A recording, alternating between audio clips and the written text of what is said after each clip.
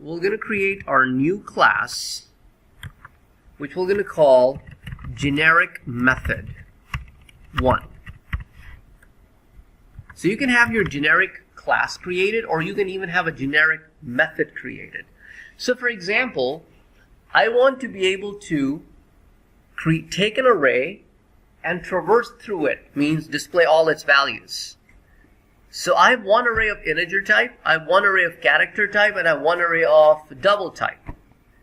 In the absence of generics, I would have to create 3 functions, because I cannot pass a double into the same parameter as I can pass an integer into. So with generics, I'll create one method which will be during runtime change its data type in every call.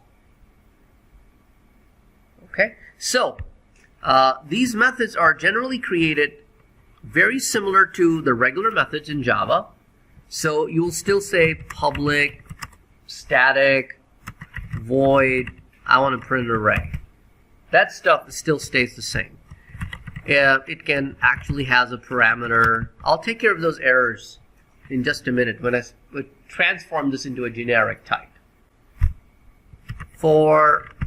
And I will be able to traverse through my list.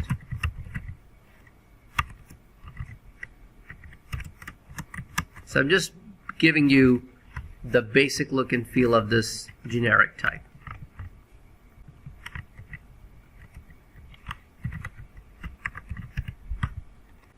Do you guys remember for each loop from Java 1, which allows you to go through an entire array one element at a time, and it automatically terminates when you run out of values?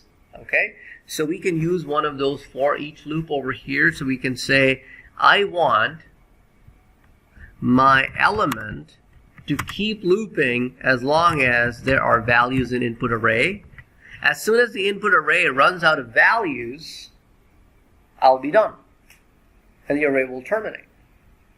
And every time I'm visiting the array, I want the element to be displayed. So the for loop will grab one value at a time from the input array into element. Element is just my name variable, and will display it.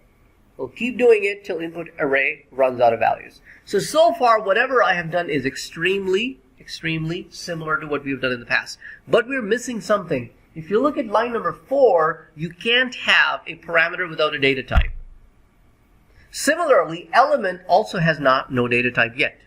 So we need to have a data type for element. We need to have a data type for the parameter. So this is where the generic kicks in.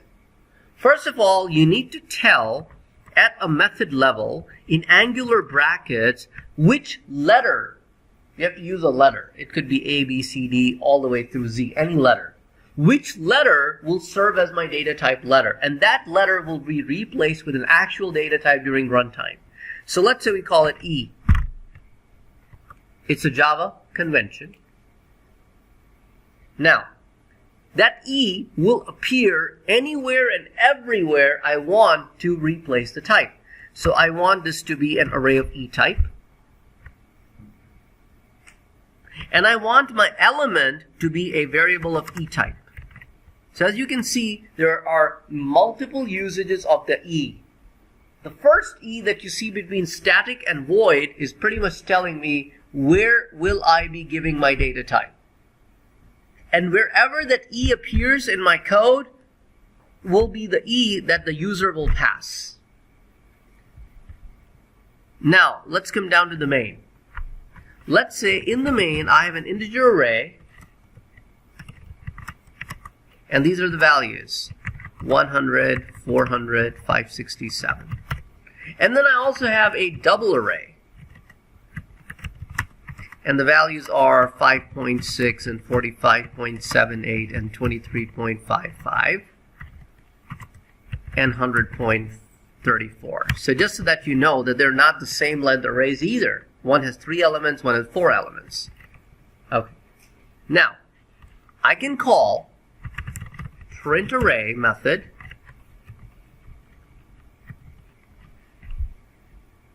okay, I am calling a print array method, and I can say I want that E parameter to be of type What do you think will be the data type of print array for this call? Integer. Why? Because the array that I'm passing is of type integer. Test it this far. Run it. Does that give you your integer values back? Okay, so it automatically knew by the call what will be the E type. Okay, now let's copy it and paste it on the line below, and let's change it to a DARR. So now in the next call, I want it to be treated as what? As a double array. So now you run it again, and now you will see that first call, it acts as an integer. Second call, it acts as a double. Because of the for each loop, the loop will automatically adjust based on the size of the array that you pass. Okay. Now, let's declare another array of type character, just so that you can see that, it's not only working with numbers, it also works with letters.